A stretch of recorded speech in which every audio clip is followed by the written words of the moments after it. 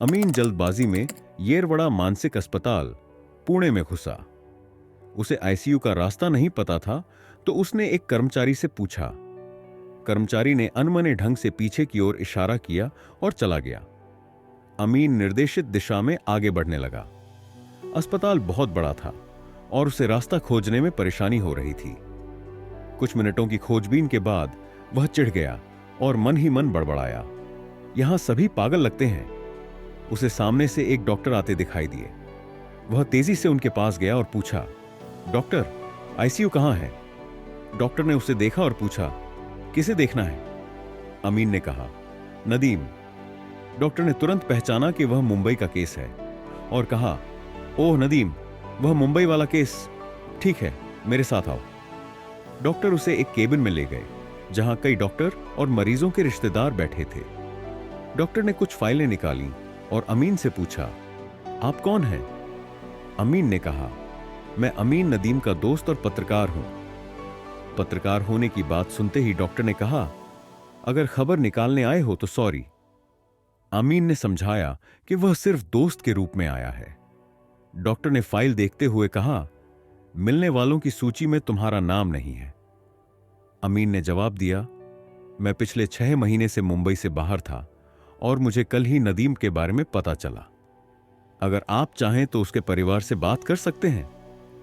Doctor ने विश्वास करते हुए कहा, ठीक है, मैं तुम पर भरोसा करता हूं, लेकिन पहले मैं तुम्हें नदीम की केस हिस्ट्री बताता हूं।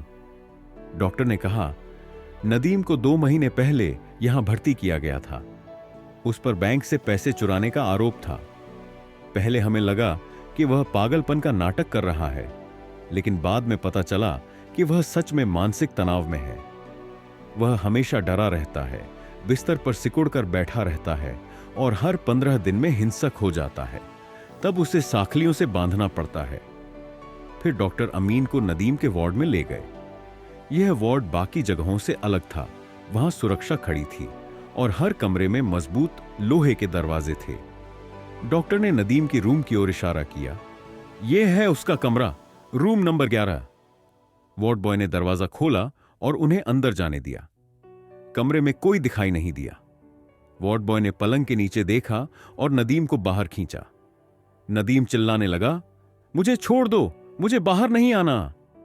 अमीन ने उसे देखकर पहचानने की कोशिश की। पहले जो नदीम हंसमुख और आकर्षक था, अब वह एकदम बदल चुका था। उसके बाल काट दिए गए थे, दाढ़ी बड़ी हुई थी और वह मटमैले सफेद कपड़े पहने हुए था।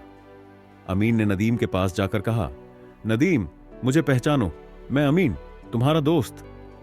नदीम ने डरते हुए उसकी तरफ देखा और धीरे धीरे उसे पहचानने लगा। उसने कहा, अमीन, तू अमीन है? अमीन ने कहा, हां, मैं अमीन हूं। नदीम ने उसे गले लगा लिया और गिड़गिड़ाते हुए बोला, मुझे यहां से निकालो, मुझे यहां नहीं रहना।